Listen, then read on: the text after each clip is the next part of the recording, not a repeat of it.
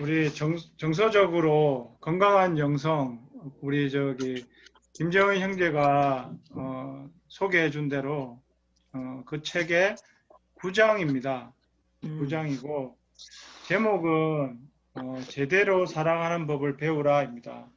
예, 제가 화면을 한번 공유를 하겠습니다.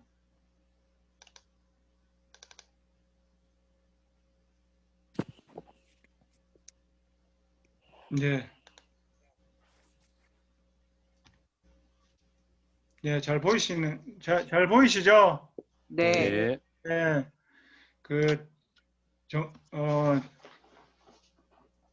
제대로 사랑하는 법을 배우라고요.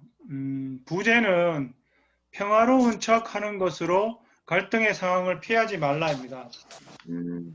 사실 우리가 제대로 사랑하는 것, 이거는 우리 모두의 신앙생활의 목표입니다. 정말 그 사랑을 실천하는 것, 그리고 이것이 바로 그리스도 안에서 우리가 정서적으로 성숙한 어른이 되는 바로 증거가 아닐까 그렇게 생각합니다. 너무나 우리 특히 제자의 삶에 너무나 중요한 그런 자질임에도 불구하고 사실은 우리가 이런 사랑을 실천하는 부분에 있어서 또 정서적으로 성숙하기 위해서 우리가 따로 훈련을 받지는 않는 것 같아요. 예를 들면 우리가 학교나 또 직장에서 우리가 실력을 갖추기 위해서 다양한 기술을 습득합니다. 하지만 정작 우리는 제대로 사랑할 줄 아는 이러한 마음이나 기술들에 대해서는 우리가 배우지 못합니다. 여자는 우리 사람들도 육체적으로 어린아이부터 어른으로 자라지 않습니까? 이와 마찬가지고 정서적으로도 우리가 성인이 되어야 된다고 얘기를 하고 있습니다. 그래서 정서적으로 유아기도 있고 또 정서적으로 아동기가 있고 또 정서적으로 청년기가 있고 또 정서적으로 성인기가 있다. 이렇게 얘기하고 있습니다. 그래서 이 저자는 우리 모두가 이런 정서적으로 성인기가 너무나 되었으면 좋겠다. 그래서 그런 어떤 자기 교회에서 했던 그런 기술들, 기술이라 하면 좀 그런데 그런 어떤 방법들을 나누고 있습니다. 그래서 서두에 감정이 미성숙할 때 일어나는 어떤 문제들을 얘기하고 있어요. 그래서 그 중에 이제 예시로 한 명이 나오는 사람이 제시카라는 사람이 예시로 나옵니다. 그래서 이 여자인데 아주 회사에서 유능한 매니저입니다. 그리고 신앙생활을 거의 15년 동안 했던 크리스찬이고, 근데 정말 유능한 매니저였음에도 불구하고 회사의 어떤 상사죠. 부사장과 어떤 트러블이 생겨요. 부사장이 처음에 매니저들 일정을 잡아보라고 이렇게 좋은 시간을 알려달라고 얘기를 했는데 나중에 자기가 그 비서한테 확인을 해보니까 정작 자기는 스케줄에 있지 않는 거예요. 그래서 정말 표현을 하지 않았지만 부사장에 대한 어떤 분노가 있었고 그런 분노 때문에 부사장한테도 그렇고 또 다른 주변에 있는 다른 매니저하고도 거리를 두고 너무 피해 다니게 됩니다. 그리고 결국에는 사람들을 피하다가 2년 뒤에는 이직하고 말게 됩니다.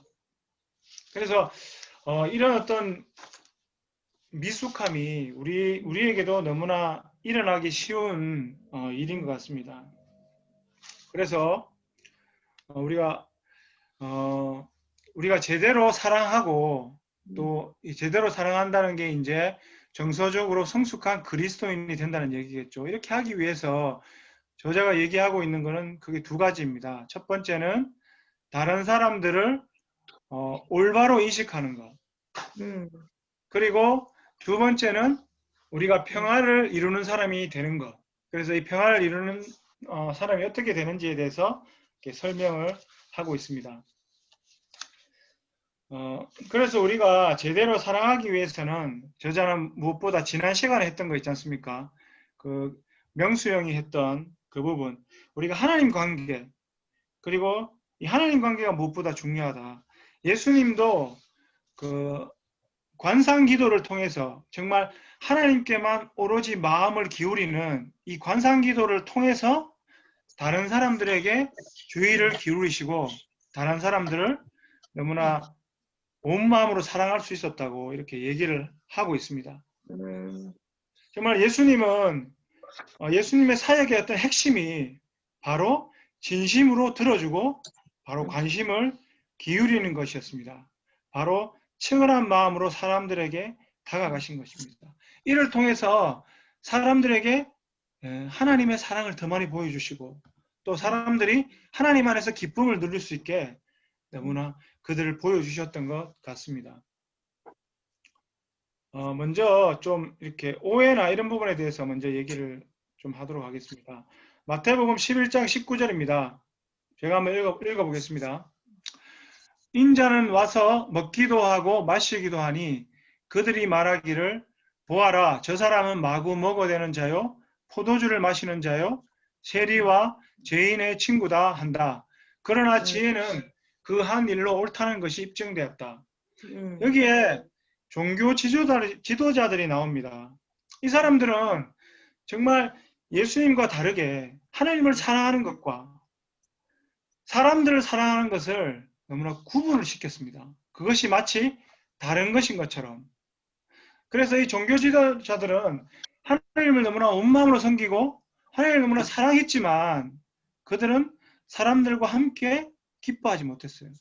그리고 하나님의 어떤 임재와 사람들의 존재를 의식하는 삶을 너무나 분리했습니다. 그래서 이 종교 지도자들이 예수님을 정말 제대로 받아들이지 못했던 것 같아요. 우리도 이와 비슷하게 다른 사람들을 바르게 인식하는 데서 거의 유사한 문제들이 있는 것 같습니다. 그 중에 하나가 나와 가까운 사람일수록 나와 똑같이 생각하고 느끼고 우리 행동하기를 바라는 마음이 있어요. 즉 자신을 우주의 중심에 두는 것입니다. 그래서 내하고 똑같아졌으면 좋겠다. 근데 우리 이러한 마음은 그러니까 나와 똑같이 행동하지 않을 때 그 사람들이 뭔가 이상한 사람이 된 것처럼 우리가 판단하고 받아들일 때가 많다는 얘기인 것 같아요. 그래서 이러한 우리의 마음들은 하나님 관계에서도 똑같은 방식으로 나타납니다. 그래서 내가 원하는 것, 내가 바라는 것들이 제대로 이루어지지 않을 때 하나님이 뭔가 문제가 있는 것처럼 우리가 이렇게 느끼는 것을 얘기하고 있습니다. 정말 이러한 환상을 깨는 것이 바로 영적 성장의 핵심이라고 얘기를 하고 있습니다. 결혼 생활에서도 우리가 서로 하나가 되고 싶어 하지만 어느 방향으로 하나가 돼야 되지? 우리가 쉽게 이렇게 힘들어하고 이 저자도 아내와 하나가 되고 싶었지만 그러면 내 방향으로 하나가 돼야 되는 거 아니냐? 하는 그런 생각들을 또 했다는 것을 자기가 나중에 깨달았다고 합니다. 그래서 우리가 사람들과의 관계에서 영적으로 성장하기 위해서는 이 코페르니쿠스적인 혁명이 너무나 필요하다고 얘기하고 있습니다. 말 그대로 코페르니쿠스가 지구가 중심이 아니라 태양이 중심이고 지구가 태양 중심을 돕는다는 얘기죠. 그래서 타자들, 뭐 우리의 배우자나 친구나 직장 상사나 아이, 이 동료들, 이들의 존재를 발견하고 그들을 나와 다른 독특한 한 인간으로 바라보는 것이 기본이 되어야 우리가 다른 사람들을 제대로 사랑할 수 있다고 얘기하고 있습니다. 그래서 그에 대한 좋은 어떤 이론을 하나 끌고 왔는데 그게 그 마르틴 부버 기억이 맞는지 모르겠는데 마르틴 부버라는 사람이 옛날에 신학자가 얘기했던 것 중에 하나가 우리 사람은 나라는 존재가 두 가지 측면에서 있다고 합니다. 첫 번째는 나와 그것의 관계에서의 나, 그리고 두 번째는 나와 너 관계에서의 나가 있다고 합니다. 우리는 그 둘 중에 하나다 이렇게 얘기하는데 아마 들어보시면 좀 공감이 될 겁니다.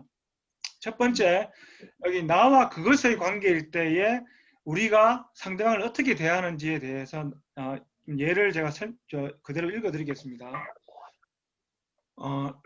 비서에게 다가가 아무 말도 없이 일거리만 툭 던진다.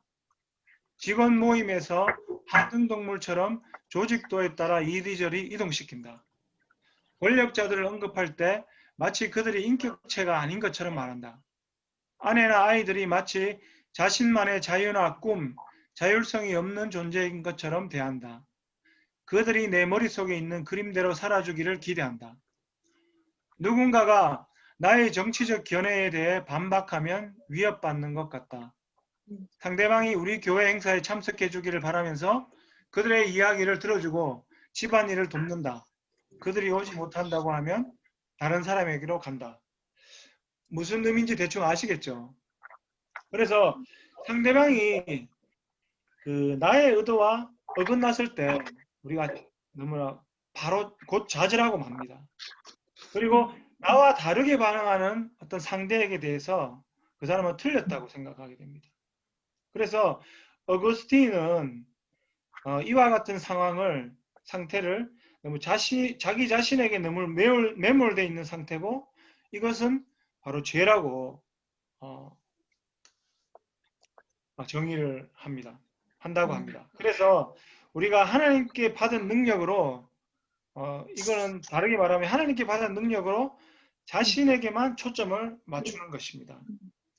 이와 대조적으로 나와 너 관계일 때의 나의 모습입니다. 지구상의 모든 사람들이 하나님의 형상으로 만들어진 존재임을 인식한다. 그들이 나와 상관 있는 당신이다. 모든 사람은 존귀하게 여겨져야 하며 존엄과 가치를 지닌 존재로 대접받아야 한다. 모든 사람은 제각기 독특함과 독립성을 가지고 있으며 모두 소중하고 옳을 수 있다. 정말 여기서의 나는 기꺼이 서로의 다름을 뛰어넘을 수 있는 그런 마음을 가지고 상대를 대하고 그걸 통해서 그 사람과 진정한 관계를 맺을 수 있습니다. 정말 이와 같이 관계 속에서 참된 사랑이 나올 때 하나님의 존재도 너무나 드러나는 것입니다. 하지만 우리가 이렇게 정말 온전한 마음으로 우리가 사랑하지 못할 때가 많은데요. 우리가 미성숙한 관계를 가질 때 우리가 상대방에게 자신의 감정이나 신념을 정말 적대적인 생각 없이 표현할 수 없습니다. 그리고 상대가 바로 틀렸다고 생각하기 때문이겠죠. 그리고 갈등을 풀어내고 다룰 수 있는 정서적인 성숙함이 부족하여 정말 거짓으로 위장하게 될 때가 많습니다.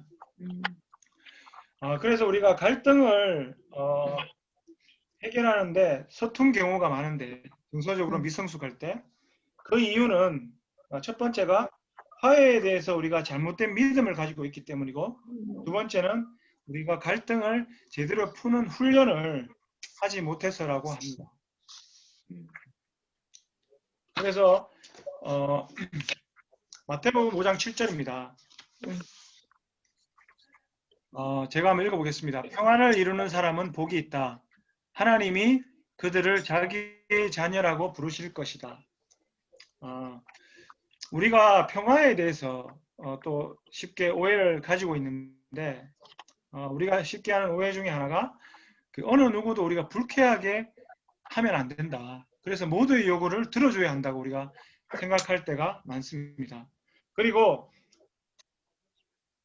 다루기 힘든 어떤 문제나 쟁점들은 정말 무시하고 조용하고 평온한 분위기만을 유지하면 그것이 우리가 평화라고 생각할 때가 많습니다.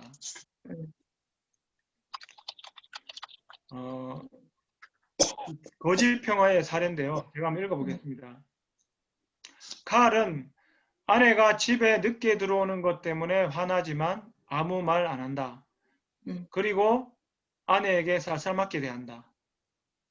팸은 점심시간 사장을 헐뜯는 동료들의 말에 수긍할 수 없지만 솔직하게 의견을 말하기 싫어서 분위기를 따라간다. 밤은 10명과 저녁 먹으러 가서 경제적인 것 때문에 샐러리와 전체 요리만 시켰다. 하지만 식사 후 계산할 때 사람들이 똑같이 나누자고 하니까 자기는 싫었지만 아무 얘기도 하지 않는다.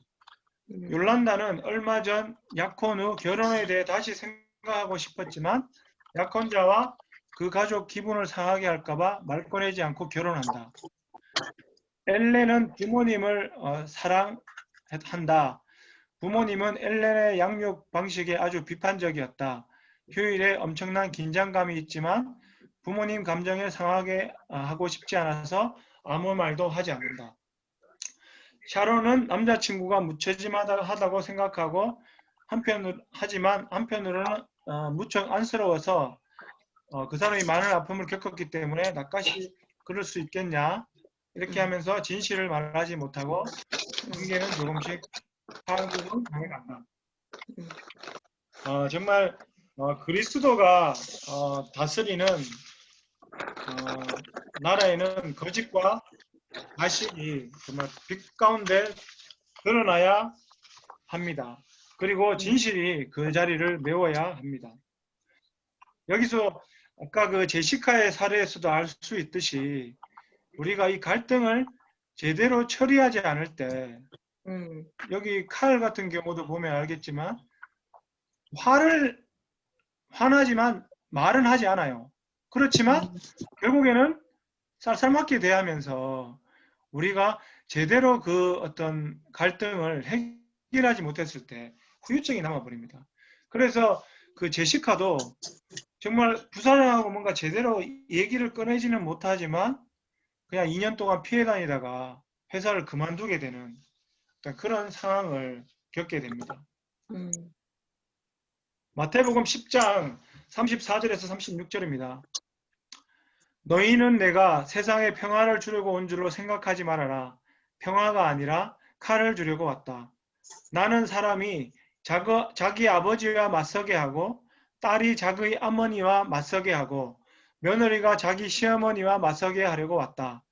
사람의 원수가 자기 집안 식구일 것이다. 아멘. 예수님의 사역에서는 정말 갈등이 정말 있었습니다.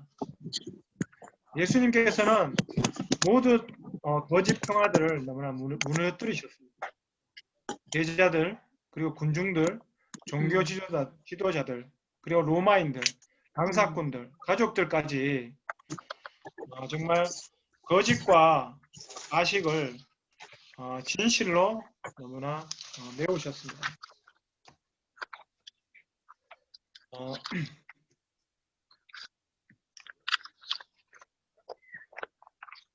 그래서 예수님처럼 이렇게 거짓과 가식이 빛 가운데로 드러나게 이렇게 하는 것이 바로 성숙한 거고 이것이 제대로 된 사랑이라고 얘기하고 있습니다.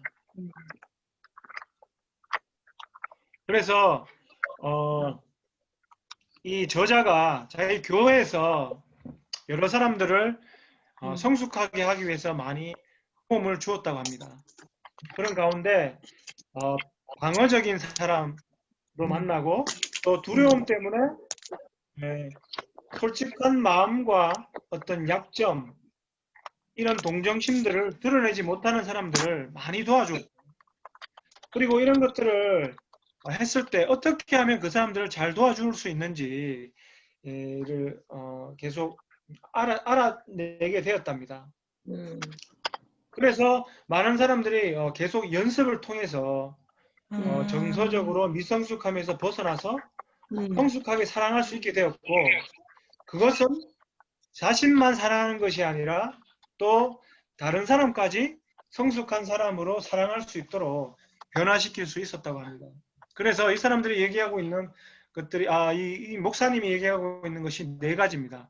첫 번째는 성숙하게 말하고 듣는 것을 우리가 훈련해야 된다고 합니다. 두 번째는 우리가 자신의 추측이 맞는지 점검해야 합니다. 그리고 세 번째는 올바른 기대 관계를 가져야 합니다. 그리고 네 번째가 기억의 치유 훈련으로 감정 알레르기를 극복해야 된다고 얘기하고 있습니다. 그래서 이 정서적인 성숙에 대해서 얘기하면서 갈등에 대해서 많이 얘기하는데요.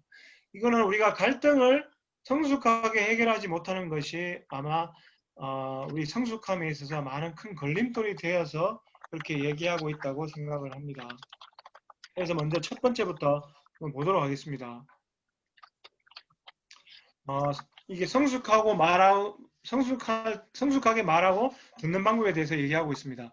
이거는 우리가 뭐 부부 대화법이나 우리도 대화법에 나와 있던 내용과 좀 유사한 면을 많이 볼 수가 있는 것 같아요.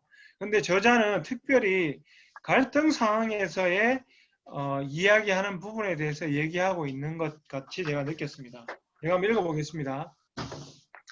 말할 때 나의 생각과 내가 느끼는 감정에 대해서 말을 한다. 그리고 간단하게 짧은 문장과 문구를 사용한다. 그리고 상대방에게 충분히 이해되었다고 느낄 때까지 충분히 이야기해야 된다고 합니다. 그리고 할 말이 없을 때는 지금은 이게 다입니다. 이렇게 얘기를 하는 게 좋다고 합니다. 그리고 들을 때는 하고 싶은 말이 있더라도 잠시 기다리는 것이 필요합니다. 그리고 상대가 자신의 생각을 다 이야기할 때까지 끼어들지 말라. 그리고 상대방의 말을 되짚어서 생각해 보라고 합니다. 이렇게 되짚어서 생각할 때는 그 방법 중에 하나가 상대방의 말을 다른 말로 바꾸어서 물어본다든지 아니면 상대방의 표현을 그대로 사용을 하면서 상대방의 말을 되짚어 보라고 합니다. 그리고 마쳤다고 생각이 될 때는 더 하실 말이 있으세요? 이렇게 한번 물어보라고 얘기를 하고 있습니다.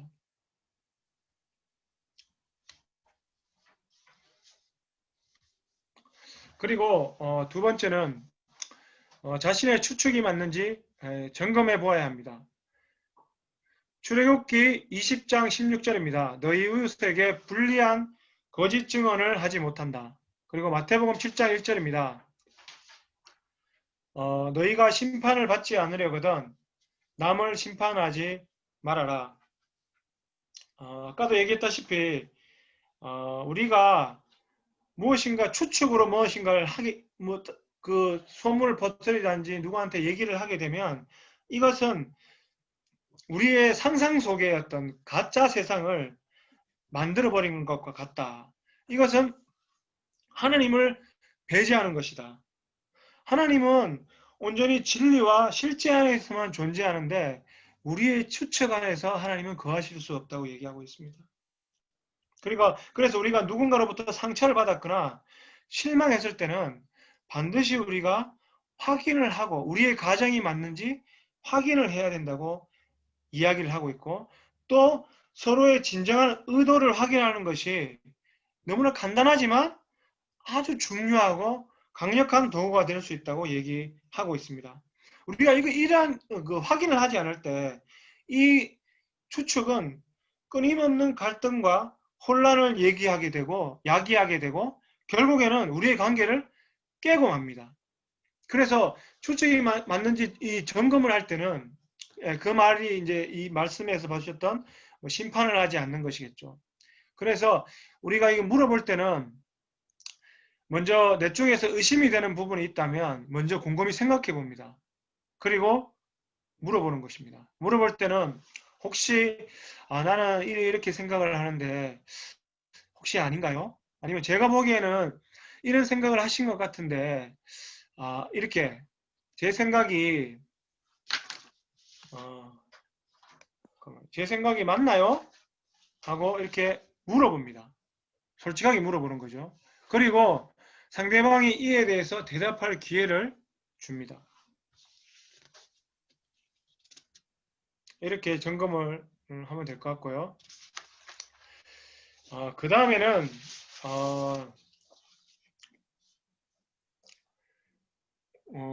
올바른 기대 관계를 가지는 것이 중요하다고 얘기하고 있습니다. 그렇게 하기 위해서 우리 기대의 특징에 대해서 간단하게 설명을 드리자면, 첫 번째, 기대는 무의식적인 경우가 많습니다. 우리가 어떤 누군가에게 기대했을 때 그 사람에 대해서 실망하기 전까지는 내가 그 사람에 대해서 무엇을 기대했는지 알 수가 없습니다. 그리고 기대는 비현실적인 때가 많습니다. 사람에 대해서 환상을 품고 있기가 쉽습니다. 예를 들면 우리 배우자, 내 배우자는 이래 해야 된다. 목회자는 이렇게 돼야지. 이게 굉장히 좀 비현실적인 경우가 많죠.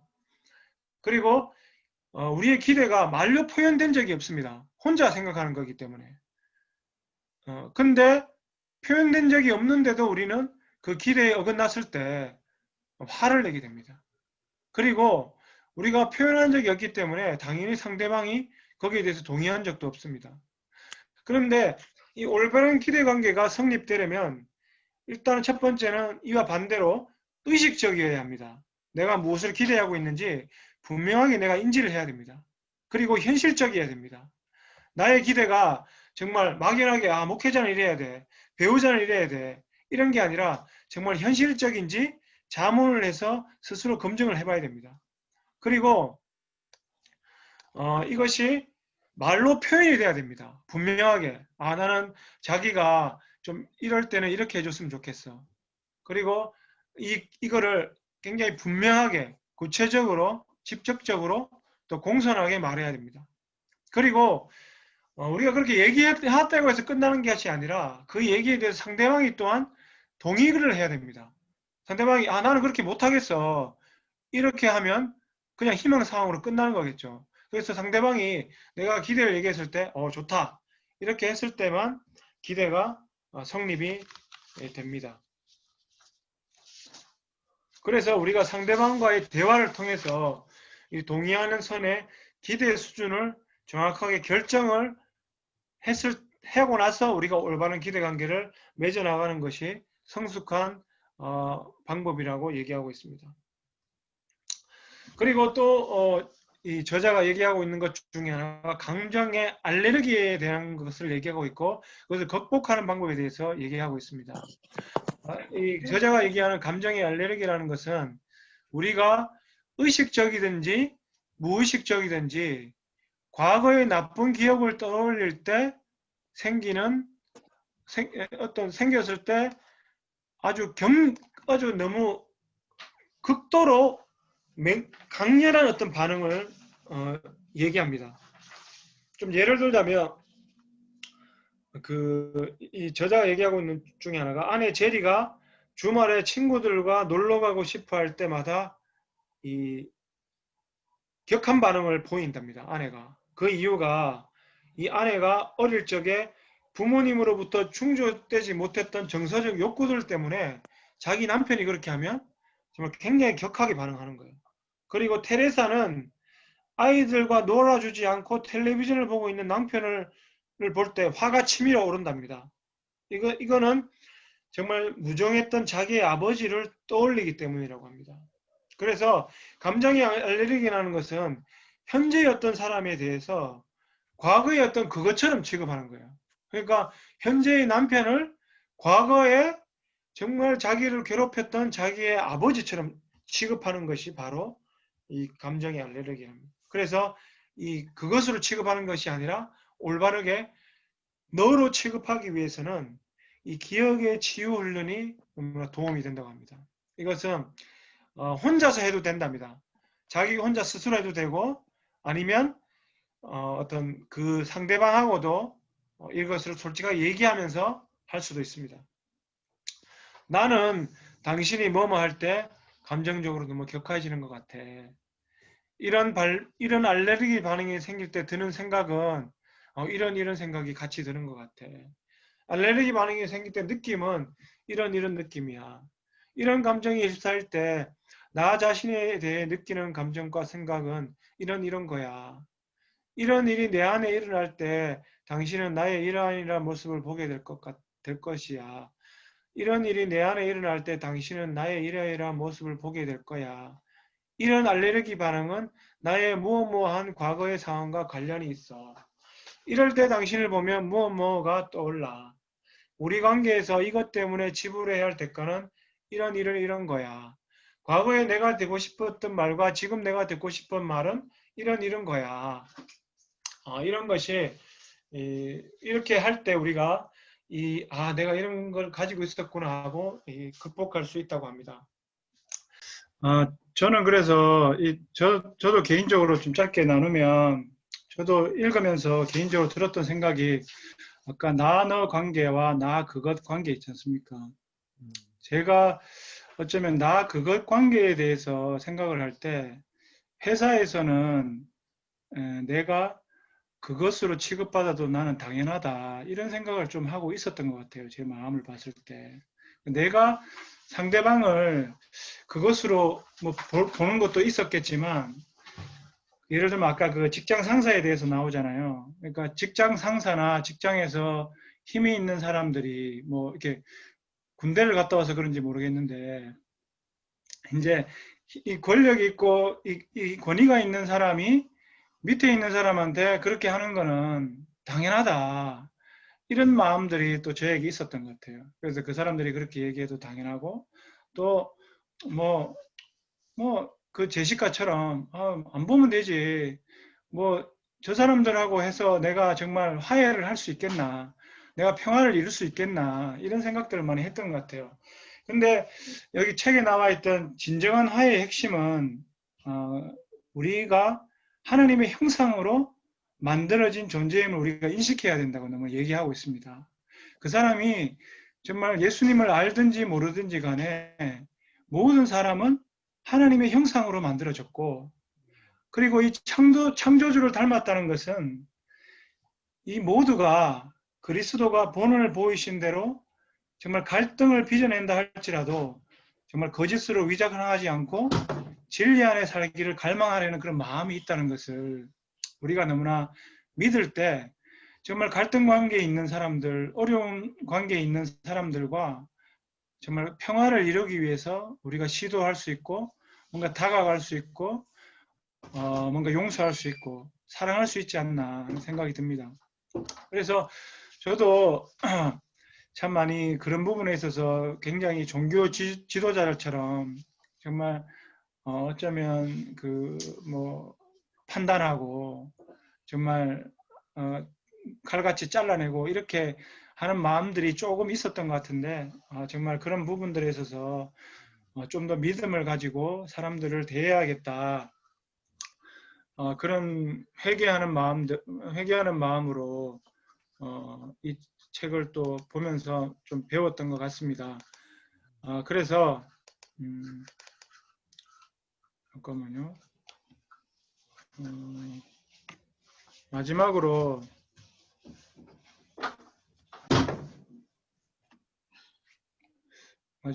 이 결론입니다.